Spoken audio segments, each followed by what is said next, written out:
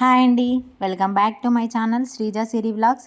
ఈరోజైతే మన ఛానల్లో సాంబార్ ఎలా చేయాలో చూపిస్తున్నాను. చాలా ఈజీ ప్రాసెస్ అండి, తొందరగా అయిపోతుంది, టేస్ట్ కూడా చాలా బాగుంటుంది. దీనికోసం అని మనం పప్పుని ముందుగా నానబెట్టుకోవాలి. ఒక బౌల్ నిండా అండి, ఒక పెద్ద బౌల్ నిండా పప్పు నానబెడుతున్నాను. అండ్ చింతపండు కూడా నానబెట్టుకోవాలి. అండ్ ఇది వచ్చేసి మనకి పండించిన పప్పు అండి, అందుకే కొంచెం పొట్టు కూడా ఉంటుంది. నేను బయట షాప్లో తీసుకున్నది కాదు, పండించిన పప్పు కాబట్టి కొంచెం పొట్టు కూడా ఉంటుంది. పొట్టు కూడా తింటే బాగుంటుందని చెప్పేసి నేను ఎక్కువగా కడగను, నార్మల్గా కడిగేసి అందులో ఇప్పుడు నేను ఉడకబెడుతున్నాను. కొద్దిగా లైట్గా పసుపు అండ్ దానికి సరిపడినంత వాటర్ వేసుకోవాలి. నేనైతే 1.5 గ్లాస్ వరకు వాటర్ వేసుకొని ఉడికించానండి. అండ్ ఉడికించే ముందు కొద్దిగా ఆయిల్ కూడా యాడ్ చేసుకొని మనం ముందుగా పప్పును ఉడికించుకోవాలి. అండ్ దీనికోసం అని చెప్పేసి మనం చింతపండు రసాన్ని కూడా తీసి పక్కన పెట్టుకోవాలి. ఇప్పుడు స్టవ్ మీద ఒక కుక్కర్ పెట్టుకొని, నేనైతే కుక్కర్లో చేస్తున్నానండి. మీకు వీలైతే మీరు నార్మల్గా బౌల్లో కూడా చేసుకోవచ్చు. నేనైతే కుక్కర్ అయితే కొంచెం తొందరగా అయిపోతుంది కదా అని చెప్పేసి టైం లేనప్పుడు కుక్కర్లో పెట్టేసుకుంటే ఈజీ అయిపోతుంది. అందుకనే నేను కుక్కర్ పెట్టేసి అందులో కొద్దిగా ఆయిల్ వేస్తున్నాను.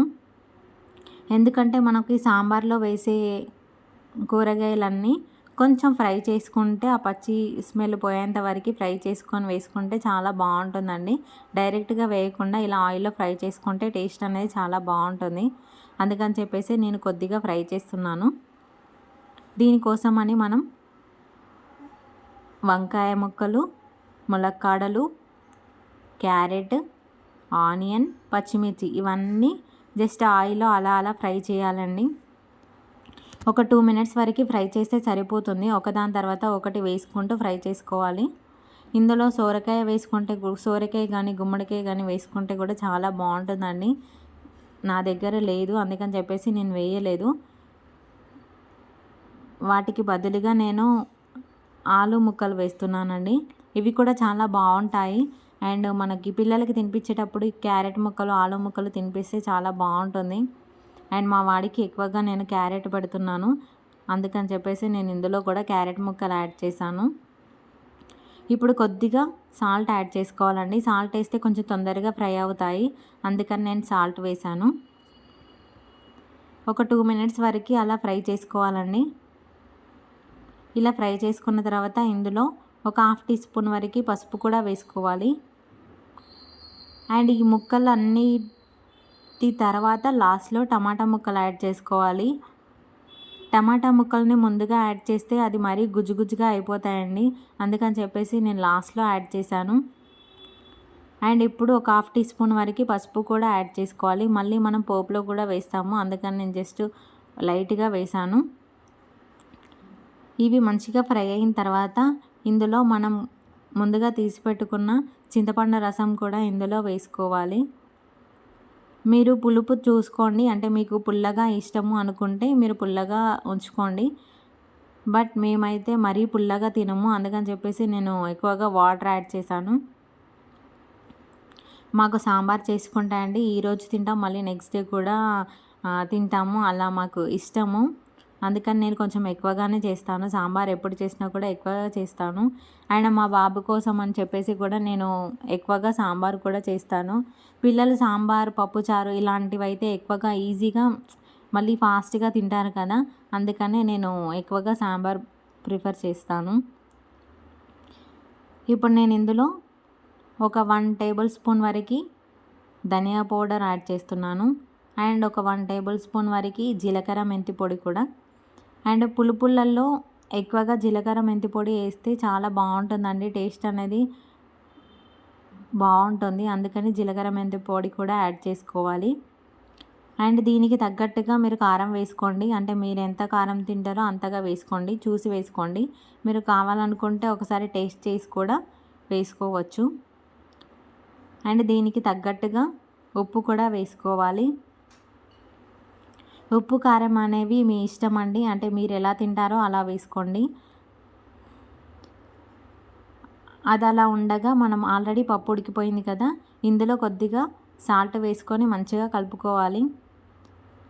నేను మరీ మెత్తగా ఉడికించానండి, ఎందుకంటే మళ్ళీ రుబ్బాల్సిన అవసరం ఉండదు కదా, అందుకని చెప్పేసి నేను ఆల్రెడీ మెత్తగా ఉడికించాను.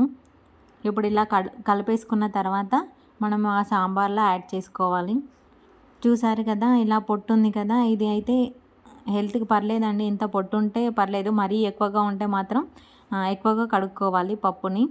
అందుకని అక్కడక్కడ పొట్టు ఉంటే ఏం కాదు. చూసారు కదా ఎంత మెత్తగా అయిపోయిందో పప్పు. ఇప్పుడు దీన్ని ఇందులో యాడ్ చేసుకోవాలి. మనకి పప్పు వేసిన తర్వాతేనండి సాంబార్ అనేది చిక్కగా వస్తుంది. అండ్ ఒకవేళ మీకు పప్పు తక్కువగా అయ్యి సాంబారు మరీ పల్చగా అయిపోయిందంటే కొద్దిగా శనగపిండి వేసినా కూడా మనకి సాంబార్ అనేది చాలా చిక్కగా వస్తుందండి. కొద్ది శనగపిండిని మనం వాటర్లో కొంచెం కలుపుకొని, ఉండలు లేకుండా కలుపుకొని మనం సాంబార్లో యాడ్ చేస్తే సాంబార్ అనేది చాలా చిక్కగా వస్తుంది. బట్ నాకైతే పప్పు సరిపోయిందండి, ఇది ఆల్మోస్ట్ చిక్కగానే వచ్చింది నాకు. ఇప్పుడు మనం కుక్కర్ మూత పెట్టేసుకొని ఒక 2 విజిల్స్ వచ్చే వరకు పెట్టుకోవాలండి. అలా అయితేనే మనకి ఆ లోపల ఉన్న ముక్కలు అనేవి చాలా మెత్తగా ఉడుకుతాయి. చూసారు కదా ఎంత బాగా కనిపిస్తుందో. టేస్ట్ మాత్రం చాలా బాగుందండి. నాకు ఉప్పు కారం అయితే అన్నీ సరిపోయాయి. ముక్కలు కూడా చాలా బాగా ఉడికాయి.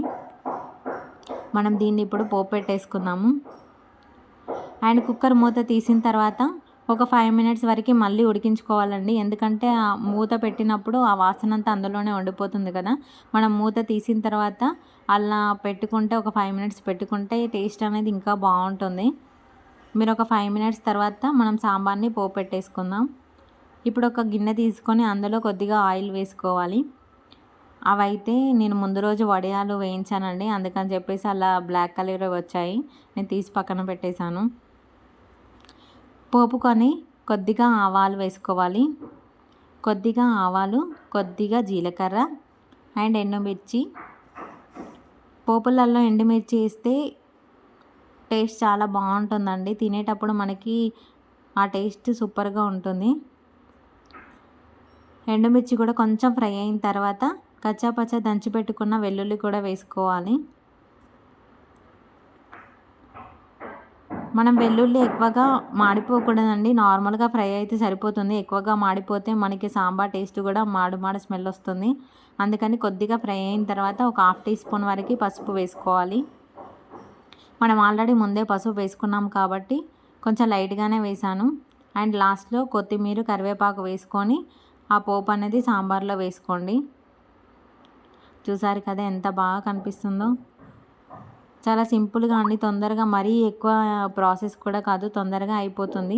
మీరు కావాలనుకున్న వాళ్ళు సాంబార్ పౌడర్ కూడా యాడ్ చేసుకోండి. నేనైతే సాంబార్ పౌడర్ యూజ్ చేయలేదు. మీరు ధనియా పౌడర్, కారం వేసినప్పుడే కొద్దిగా సాంబార్ పౌడర్ యాడ్ చేసుకోండి. టేస్ట్ మాత్రం చాలా బాగుంటుందండి. మీరందరూ కూడా ఒకసారి ట్రై చేసి ఎలా ఉందో చెప్పండి. Thank you.